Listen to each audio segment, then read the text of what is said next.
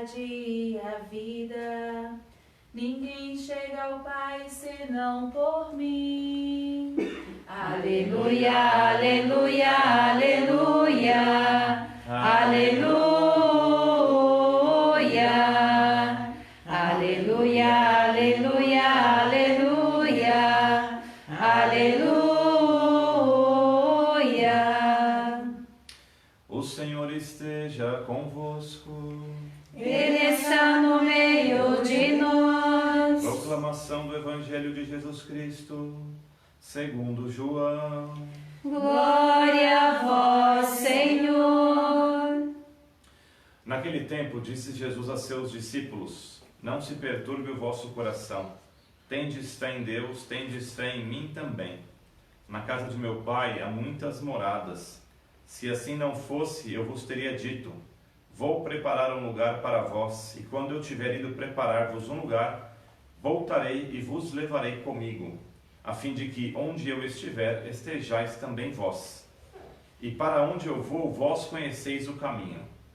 Tomé disse a Jesus: Senhor, nós não sabemos para onde vais, como podemos conhecer o caminho?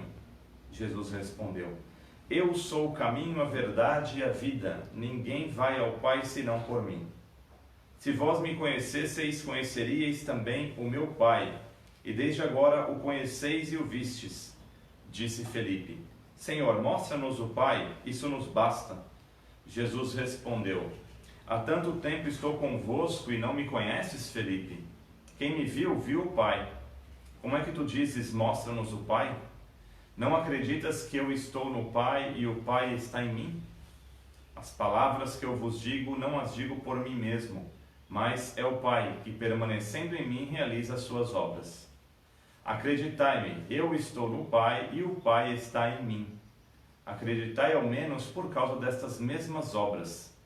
Em verdade vos digo, quem acredita em mim fará as obras que eu faço e fará ainda maiores do que estas, pois eu vou para o Pai. Palavra da salvação.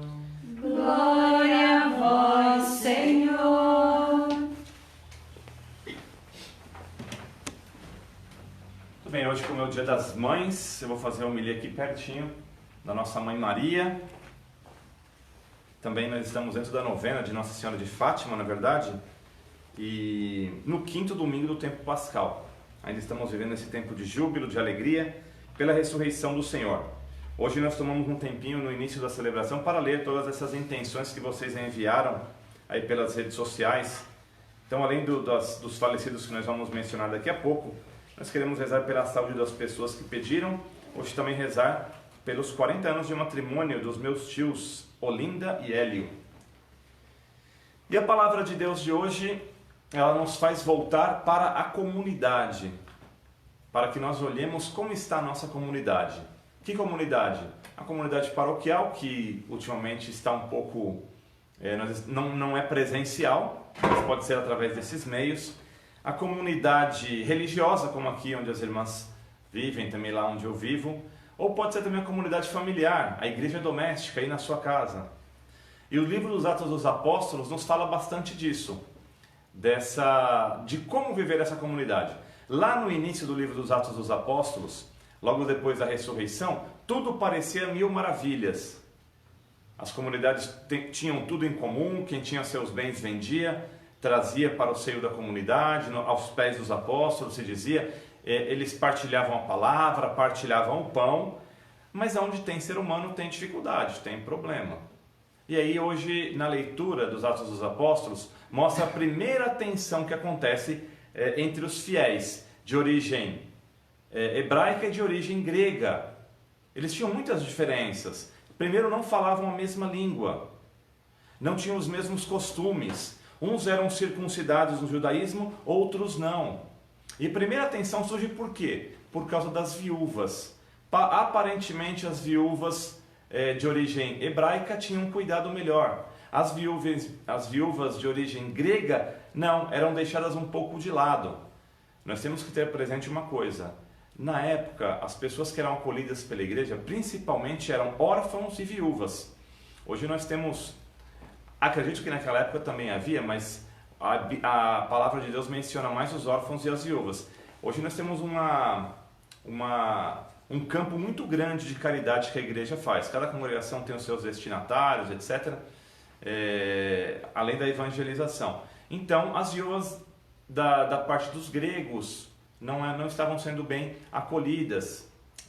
Então, surge essa primeira tensão. Então, estava havendo a parcialidade. Mas, como eu já disse, havia muitas diferenças. Então, os apóstolos, que eram aqueles que estavam à frente do povo, quiseram delegar essa tarefa da mesa, como eles chamaram, do pão.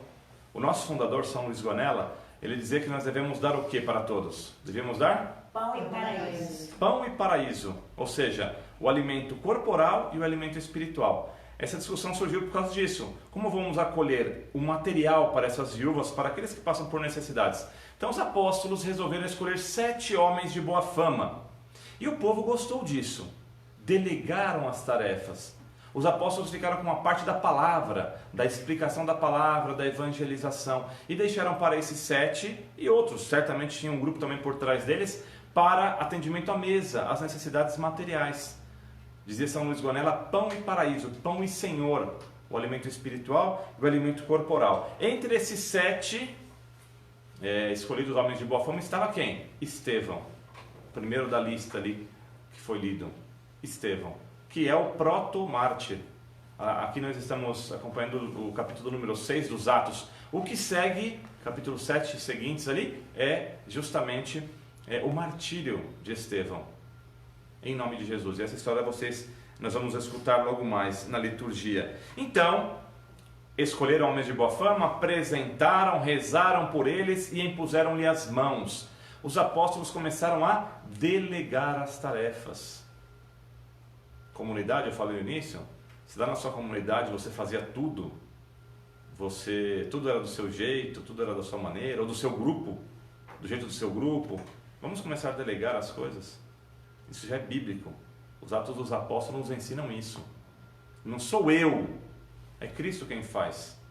Outra frase que São Luís Gonella dizia é Deus quem faz.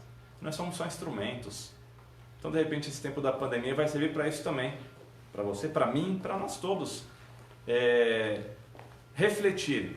De que maneira eu estou atuando? De que maneira eu estou sendo uma peça que agrega na comunidade ou não?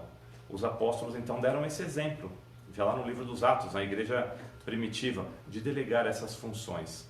Então cada um tem o seu dom, Deus coloca cada um na sua vocação, para que nós, unidas as vocações, os ministérios, os dons, caminhamos juntos, e assim a igreja cada vez vai ser melhor. Essa igreja que lá na carta de São Pedro, na primeira carta de São Pedro, que é a segunda leitura de hoje, essa igreja que tem como pedra fundamental quem? Cristo. E aí lá na mesma leitura diz assim que nós somos as pedras vivas desse edifício espiritual. Por isso que eu falo assim, a igreja ela é como um edifício, se nós imaginamos um edifício, a pedra fundamental é Cristo, ou seja, nunca vai cair. Pode balançar, vir terremoto, quem quiser derrubar, não vai derrubar a igreja. Não vai, porque ela vem de Deus. E a pedra fundamental é Cristo. Mas nós somos as outras pedras vivas da igreja, formando aquele edifício espiritual, e aí fala na leitura também, de um sacerdócio santo. Então quando alguém sai da igreja, padre, mas a pessoa saiu da igreja e fala, vai ficar faltando o tijolinho dela ali, a pedra viva. Mas cair não cai, porque a base é Cristo. Se a base fôssemos nós, se a base da igreja fosse humana, já não existia mais, já tinha caído. A base é Cristo. Essa mesma pedra que os outros rejeitaram, diz Pedro, tornou-se para nós a pedra angular. Angular significa aquela que dá sustentação à base. Mas o nosso trabalho é importante também. Nós temos pedras vivas, esse sacerdócio santo. Existe o sacerdócio ministerial e existe o sacerdócio comum do povo, que todos nós recebemos onde? No batismo. Através do batismo somos sacerdotes, profetas e reis. Esse sacerdócio santo é para colocar em prática, é para fazer parte desse edifício espiritual, ser pedra viva na igreja, lá na sua comunidade. Até pela internet, até pelos meios de comunicação, até na pandemia, você pode continuar sendo uma pedra viva lá na sua comunidade. Então, esse momento que nós estamos passando também nos dá essa oportunidade de continuar sendo pedras vivas. E aqueles que rejeitaram essa pedra, ela se torna para eles o quê? Pedra de tropeço. Especialmente porque rejeitaram não só Jesus, mas a palavra que dizia que ele era a pedra angular, que ele é a pedra angular. E como que Pedro chega a essa conclusão? Como que a comunidade primitiva começa a delegar, começa a crescer cada vez mais? Porque no final da primeira leitura diz que eles conseguiram resolver aquela situação, aquele impasse, e a comunidade crescia. Onde Deus aparece, a comunidade cresce. Onde começam a aparecer as pessoas, o fulano que faz, aquele é o melhor do que aquele, Deus começa a desaparecer do meio deles. Não porque ele quer, porque ele começa a ser deixado de lado. E Jesus no Evangelho de hoje nos mostra e diz: eu sou o caminho, a verdade e a vida. Eu sou. Não é o padre, não é o coordenador pastoral, não é o que faz o encontro. Eu sou o caminho, a verdade e a vida. Ninguém vai ao Pai senão por mim. E aí alguém pode questionar: mas padre, e Maria, e os santos? E nós também? Nós podemos ser instrumentos. Nós podemos ser como setas, indicar. Se a pessoa vem até mim, eu falo: eu sou só um instrumento. Ele é o caminho, a verdade e a vida. Assim fazem os santos. Assim que nós, guanelianos, somos movidos através do carisma guaneliano, através do nosso fundador, através dessa espiritualidade, chegar a ele, que é caminho. Vamos dizer assim, que nós somos, o carisma, o fundador, seria um atalho para chegar até o caminho e continuar. Então nós somos setas. São Luís Gonella nos indica sempre para Cristo, não para ele. O carisma guaneliano leva sempre a Cristo. E nós também, como irmãos, irmãs, padres, também devemos levar a Cristo. Mas é estranho como que essa leitura, que é lá da última ceia, essa leitura, chega agora, depois da Páscoa. Porque tem gente que pensa que às vezes a liturgia ela segue uma ordem cronológica. Na verdade tenta seguir, mas não é sempre. Não porque não consegue. Por exemplo, quando uma pessoa parte deste mundo, morre, depois é que vai se ler o testamento. O que ela deixou? Então, essas leituras que vêm antes da ressurreição, mesmo no tempo pascal, é mostrando o testamento. O que Jesus deixou para cada um de nós? O que Jesus deixou para os seus apóstolos? E o que ele deixou para os apóstolos é o que ele deixa para nós também, os seus discípulos. Hoje em dia as pessoas brigam por herança, não é verdade? Às vezes até quase que quer que morre logo o parente para poder brigar pela herança. A herança que Jesus nos deixou e continua deixando é espiritual. É uma herança espiritual. Por isso que ela vem hoje. Esse é um dos 3 discursos de despedida de Jesus dentro da última ceia que ele faz. Então é como se fosse para ter validade aquilo que aconteceu com ele. Nós já sabemos que ele ressuscitou, mas a validade vem com o testamento, que uma das partes é lida hoje. O que ele disse então? Não se perturbe o vosso coração. Olha o que ele deixa para nós. Por que ele sabia que o coração dos apóstolos ia ficar perturbado? Porque, primeiro, ele partia. Segundo, Judas já tinha abandonado o grupo. Já tinha mostrado que ia trair Jesus. Então são 2 perdas. E Jesus diz: calma, não se perturbe o vosso coração. Tendes fé. Por que tendes fé? Porque a partida de Jesus era necessária. Era para se cumprir uma missão. Pelos apóstolos, Jesus ficaria com eles o resto da vida, até ficar idoso. Não, era para se cumprir uma missão. Como está a sua fé? Às vezes eu brinco na igreja, né? Quem tem muita fé? Quem tem pouca fé? Quem fede mais ou quem fede menos? E você? Como está a sua fé? Com qualquer perda, a gente já se abala? Porque quanto mais próximo de Jesus eu estou, menos eu me abalo com as perdas, com as dificuldades, com as crises. Não que eu sou perfeito, que eu não vou me abalar. Claro que sim, mas não a ponto de desistir, não a ponto de jogar tudo para cima, não. Então a minha fé me faz ser perseverante. Tendes fé. Na casa do meu pai há muitas moradas, vou para lá e vou preparar um lugar para vocês. Esse trecho que Jesus fala dos apóstolos, calma, ele está acalmando os apóstolos, não perturbe o vosso coração, tendes fé. Na casa do meu pai há muitas moradas. Esse trecho se lê quando se faz as exéquias, a encomendação dos corpos, né? Quando a pessoa falece, o padre vai fazer a última oração pela alma da pessoa, então se lê esse texto como uma alusão dizendo que a pessoa morreu, mas na casa do pai existem muitas moradas, como se já não tivesse preparada por Deus, como se Jesus tivesse que ir lá e preparar. Não. Essa morada tem um outro significado para nós que estamos aqui. Eu já vou dizer. Antes eu quero dizer que Tomé, quando Jesus disse que ninguém vai ao Pai senão por mim, e vocês sabem o caminho, ele.